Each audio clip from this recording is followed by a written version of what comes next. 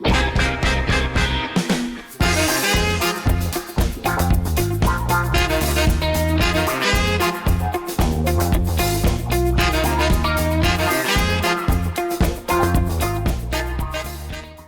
back to the channel, guys. Today we are making the most delicious biltong at home. I mean, the perfect snack to eat anytime, and tons of protein. Too nice. So what is biltong? Well, biltong is the Dutch word which means beef strip, and man, it is tasty. The best part, it is a snack that was founded in South Africa. So a long time ago, around the 17th century, when the Dutch arrived here in South Africa, they needed a way to store their meat. Around this time, there was no refrigeration. So in order to keep that meat that they hunted while traveling, they have to find a smarter way in preserving that meat and preventing that meat from being spoiled or turning moldy or developing bacteria. So biltong was discovered, and today I'm going to show you that technique and flavor profile to make the best biltong at home. Now, I have not been making biltong for a long time, but in the past few weeks I've been tweaking and applying different iterations to my biltong to see what is the best outcome. So how do you make biltong? Firstly, that technique is so important. The first thing you have to do is cure that meat by placing the meat in a wet cure, which is basically a vinegar solution. This prevents the bacteria from forming onto that meat when drying for a long period of time. It also prevents insects and flies from sitting on the meat. The vinegar is such a powerful solution, and it is the best solution to use to prepare your meat. And the flavor profile is also so important. I mean, nobody likes to eat bland meat. Traditionally, around the 17th century, when they started making biltong, it was really just vinegar, salt and pepper, and maybe sometimes coriander seeds. Today, with many people experimenting and trying on different recipes, we now have faster ways of curing that meat, as well as developing different flavor profiles to make that biltong extra lekker. So let's get to it. Firstly, let's talk about the meat. So here I have a topside beef, which is a popular choice of meat when making biltong. Also, people use silver side. I love to use rump because of the amount of fat it has. Meat with fat used for biltong is way better. So it's your choice. This is a much cheaper cut of meat. If you want to have biltong almost every week at home, then going with a silver side or a top side of beef will get you a ton of biltong. So first things first, we need to slice this beef and get this into nice strips so we can throw it into our vinegar base and start that curing process. So when cutting your beef, make sure you cut along the grain, because when we start slicing that beef, at the end result, we want to cut against the grain. So very important, first step is cut your meat along the grain. Get yourself a sharp knife, make your mark. I mean, you don't want too thick and you don't want too thin. Anything too thick means that you have to let that biltong dry for a longer period of time. Anything too thin might dry up too soon, leaving you with a too dry, chewy piece of meat, and you don't want that. I like my biltong dry on the outside and little moist on the inside, and it becomes the kind of perfect medium rare piece of meat to eat. So about 1 centimeter or 2, and just give it a good slice through. One piece down. As you can see, there's a nice layer of fat. There's not a lot of fat, but I mean, if you want something with a lot of fat, then go for something like a rump, because man, the first time I made biltong with rump, it was so good that I wish I had more. And I mean, rump is twice the price of silver side or top side, so it's not going to last you that long. So I can get about another 2 pieces here. I just sharpened this knife before. You also want a knife that has a long blade. Anything with a short blade might not give you a clean cut through. So I have 3 beautiful pieces of top side beef, and this, once dried, will end up like beautiful biltong. So I have my 3 pieces of meat. Now I'm going to throw it into a container. So any type of container you have at home. This is my brining container that I use. Okay. So nice size. All you need to do is throw your meat in this container. Now after many iterations, I found that there's ways of salting the meat. So you can do a dry brine where you salt the meat, let it sit in the fridge for around 2 hours. If you have the time, then go for it. If you want the quickest way, then I'm going to show you how to salt your meat without applying a dry brine method and doing it all one time with that wet cure. Step 2, let's salt that meat. So be generous with the salt. You want salt all over that meat. Kosher salt in, the meat is nicely seasoned. Now it's time for that wet cure. This is the most important part, step 3, because that vinegar cures that meat, preventing bacteria from forming. We are not cooking this meat, it's going to be left to dry, and the last thing you want is any bacteria forming. Now during the winters, you will find that is the best time to make biltong because there's less humidity in the air. So when working in the summer or in a climate with high humidity, make sure it's in a box with good airflow. So vinegar, now this is brown vinegar. This you can buy in larger bottles. Red wine vinegar is also really good to use, but this lasts way longer, much cheaper. So it's just a curing process. It really does not affect the taste or your flavor profile. So let's throw in some vinegar, about 5 tablespoons. You don't need to cover all that meat in there. As long as that vinegar touches the meat in some way, you are good to go. So vinegar in, and now stepping out of the traditional way is adding Worcestershire sauce. Now Worcestershire sauce takes it up a notch because it just gives it a good depth of flavor. So Worcestershire sauce in, just a few drops. Give it a good shake. Let that vinegar go all around that meat. Cover it up so that salt is soaking into that vinegar with that Worcestershire sauce and gives it a nice salt brine, which is perfect for salting that beef. So this is now going to sit in here for 2 hours, and that is your curing process. Making sure that cures for 2 hours takes our beef into a safe zone, which makes it safer to eat later on. So let that vinegar solution do its work, and I'll see you shortly. Few moments later. So while that is sitting there and getting cured, let's move on to that flavor profile. So traditionally the flavor profile was salt. Now over the years, people introduced pepper as well as coriander seeds, which takes the flavor up a notch. I mean, you can add in fennel seeds, you can add in chili flakes. It all depends on your taste buds. I like my biltong with a really basic flavor profile, just salt, pepper and coriander seeds. So first things first, let's start with the coriander seeds. We need to toast them because when you toast coriander seeds and eventually break it down, you release essential oils, which actually releases a lot of flavor into your food. So it's always important to toast your coriander seeds. Heat on. I have a cast iron pan here, so let's get this pan nice and hot, and then we're going to throw in our coriander seeds. Around 2 tablespoons of coriander seeds goes in. Take them out when they're little toasty. As you can see, slight smokiness. Heat off. Pestle and mortar. Throw that directly into your pestle and mortar. Now it is so important to let the coriander seeds cool down before you break them. So while that is cooling down, I'm gonna grab myself the last batch that I've made. This biltong has salt, pepper, coriander seeds. At the end, I seasoned it with a little pepper and some smoked paprika. So it is absolutely good.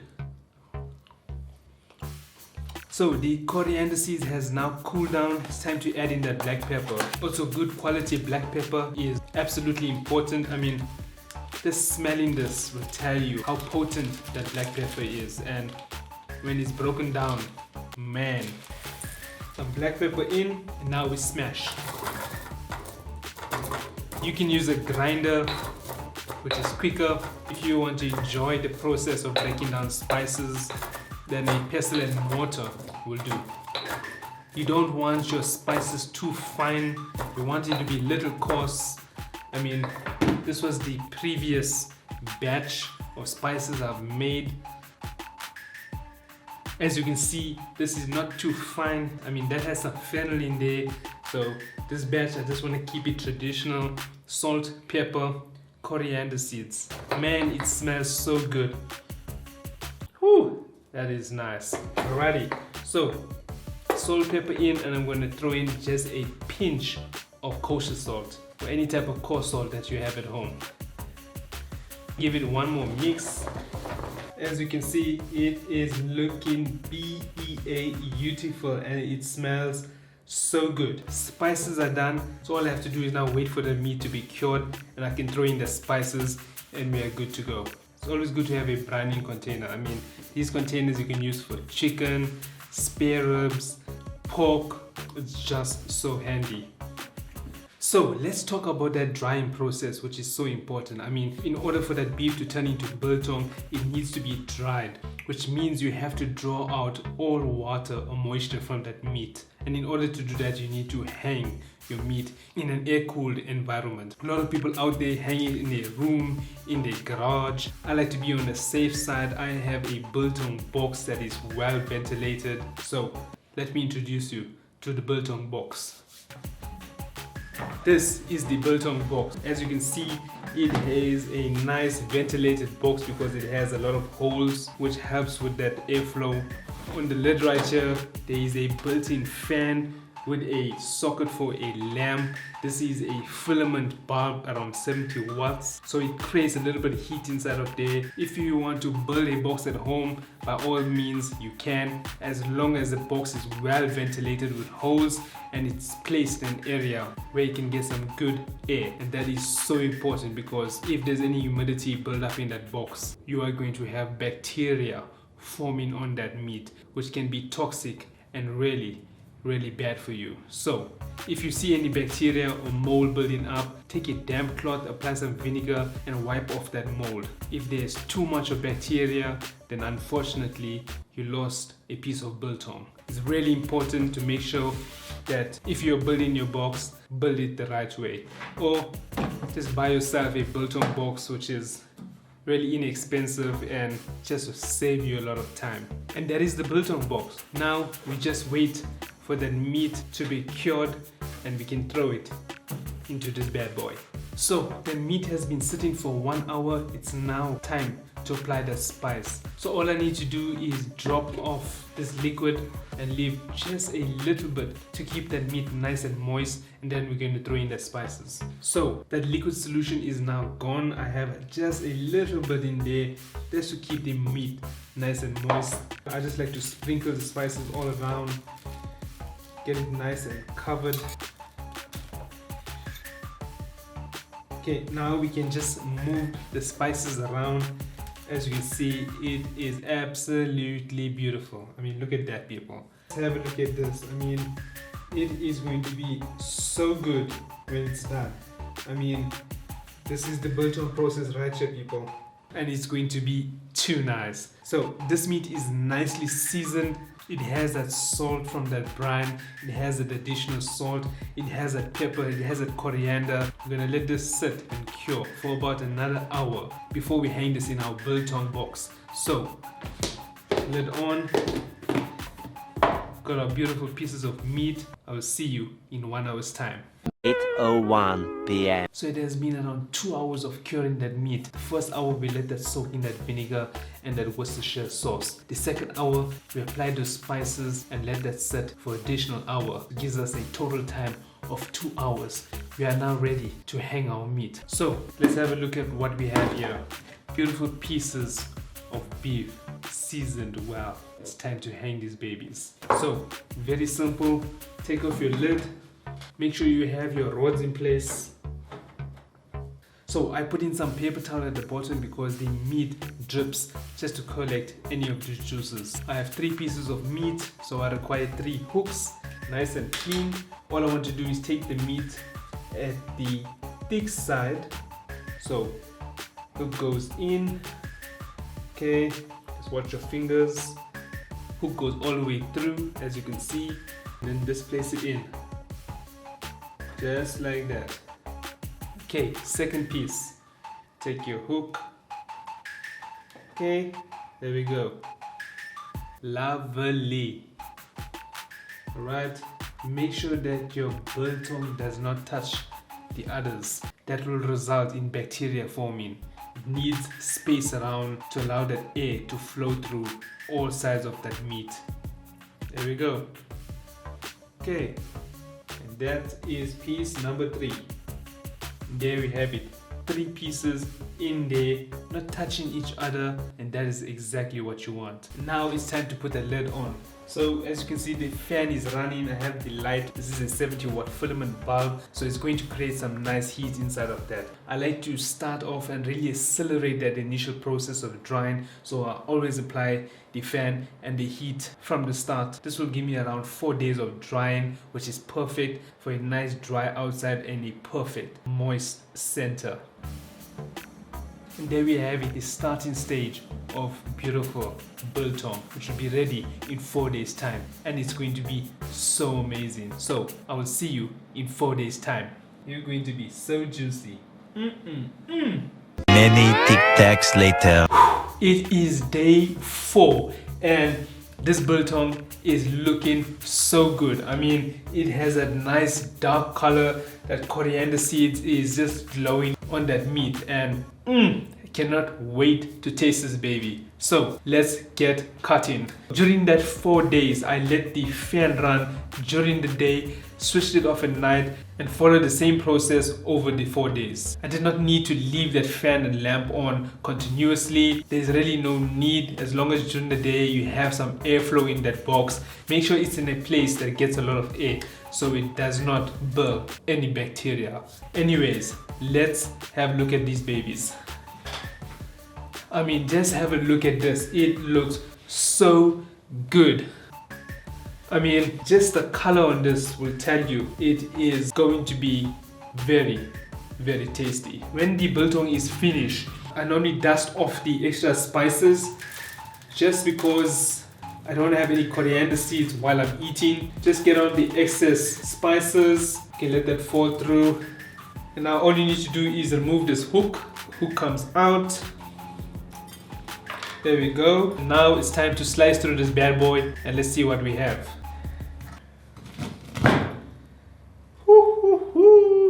Look at this. I mean, that is still beautiful in the center, still nice and moist, and that is exactly how I like my biltong. Wet all the way through and nice and dry on the outside. If you want this to be further dry, then all you need to do is leave it longer in that box. I mean, another day or 2 will get you that nice dry center. Let's cut some more. Okay, I like nice thin slices. Okay, it's always good to have a biltong cutter.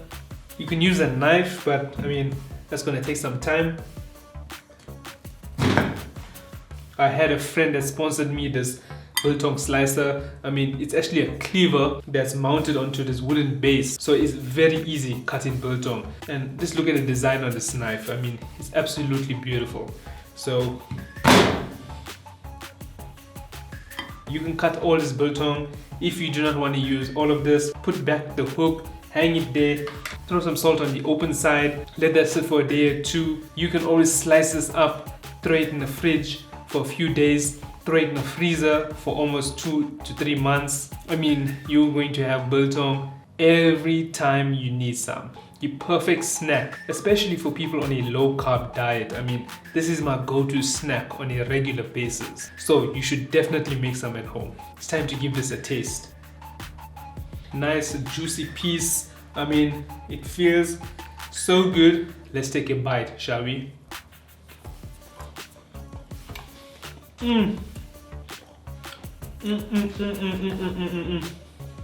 Damn, that is good. Oh my god, that biltong is so nice and lean, and it has a little fat on the edge that just goes so well. I mean, damn, If you want something with even more fat, go for a rump steak. I mean, it really doesn't get better than that. One more piece for the road. That is good, people. That is good. Anyways, I hope you enjoyed this video. If you love biltong, give this video a thumbs up and don't forget to hit that subscribe button as well as the notification bell, because man, we have a lot in store for you. On the next episode, we are making my favorite Kansas spare ribs. I mean, it is going to be sweet and spicy and falling off the bone spare ribs. And you don't want to miss that out. So hit the subscribe button and I will see you on the next one.